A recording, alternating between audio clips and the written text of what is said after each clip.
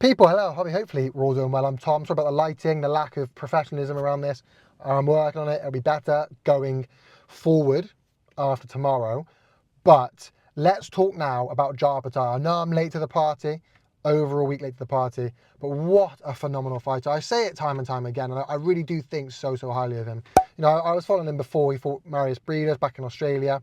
And he's just a fantastic fighter, and he always had that sort of promise about him. And he beat Marius Breeders, who at the time was the #1 cruiserweight, to become the #1 cruiserweight. Beat him again, who at the time was the #2 cruiserweight, in my opinion.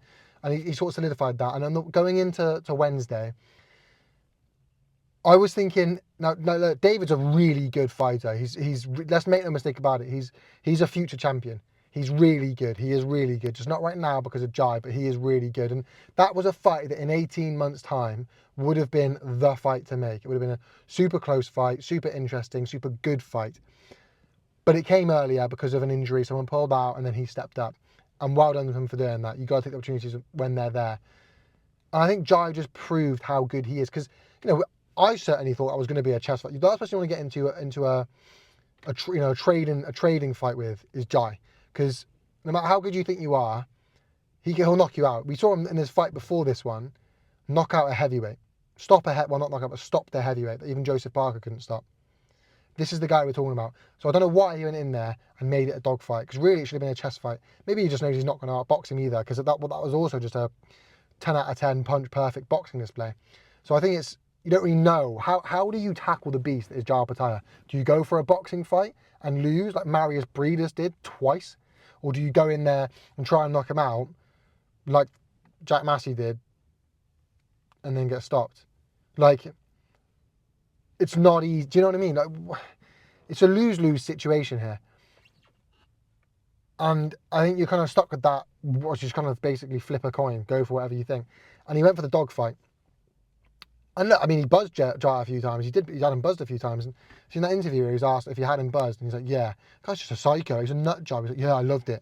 What the fuck? Anyway, so he can really punch, and we haven't seen that from Jai, how he responds to that, what he does when that happens. But now we know, and what he does is knock you out quite soon after. And I don't know. I think he's a phenomenal heavyweight. What now? Look, Ramirez. He said it in the fight, the sort of press conference after the fight. He wants the Ramirez fight. He wants the belts. He's coming for the belts. It's not about people. It's about the belts. And that's why I really like watching Jai. He doesn't care who he fights. He'll fight anyone. It's not about them. It's about the belts. And that's why we're going to see him unify. Because it's the same with Usyk. Usyk wasn't about fighting Fury. It wasn't about fighting AJ. It was about becoming undisputed. And look what it brought him. Yeah, you know what I'm saying? That's the difference here. And we're going to see that with Jai. He's already said he was going to sacrifice some of his purse to fight Crispin Smith, but Crispin Smith would rather fight Ramirez, then lost to Ramirez. And so, well, there you go. They took a gamble that they'll fight Ramirez, beat Ramirez, and then be able to unify. Well, what you should have done was just fight Jai, the bigger money fight, when it was in front of you. And he didn't. Jai's not like that. He's not about, we'll do it like that. He's like, I'm just coming for the belts. Going for the belts. And now he has to fight Ramirez, and that is the fight to make. Ramirez, I mean, look, if Breeders has now retired, Ramirez has got to be considered #2 in the division. At worst, #3. That's a fantastic fight. That will be a boxing fight as well.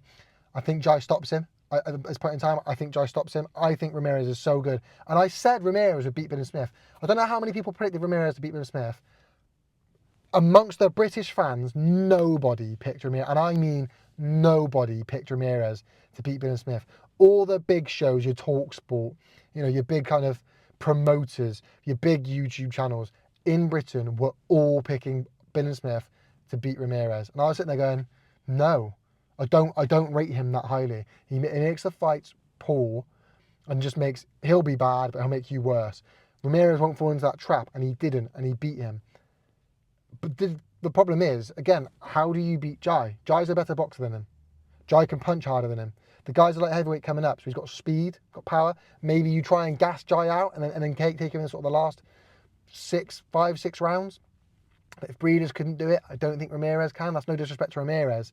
But if Breeders couldn't do it when Jai had a broken jaw in the first fight, I don't think Ramirez can do it. But I think that's kind of the tactics you have to go is let's try and gas him out, make him really tired, and then we'll take him down the stretch and we'll try and nick those last rounds. That's a big risk because one, you're just gambling that he's going to be bad in the last half, but 2, you're hoping that he doesn't catch you. So it's tricky. So, what next for Jai? It has to be Ramirez, right? At the moment, you've got to go another favourite. He's the top guy. Probably, in my opinion, I think he gives Usyk his toughest fight at the moment. This whole Daniel Dubois hype is warranted. It is warranted. But saying he's going to trouble Usyk, we're going too far. So it's not Dubois. Parker, well, you're having a boxing fight with Usyk. You're going to lose that. Maybe Bacoli can catch him. I don't think so. I think AJ and Bacoli might fight. I pick AJ to win that.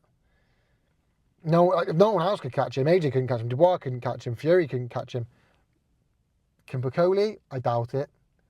So then you're looking at it going, well, hang on a second. I know there's sparring stories, but that's just sparring stories. I think it's Jai. Don't get me wrong, I pick Usyk to win that fight. I'm not saying he doesn't. Usyk wins that fight. But who else do you put him in there against? People, let me know your thoughts in the comment section down below. Ramirez next. Jai's that guy. Thank you so much for watching. Make sure you like, comment, subscribe, and YouTube works, people. Peace.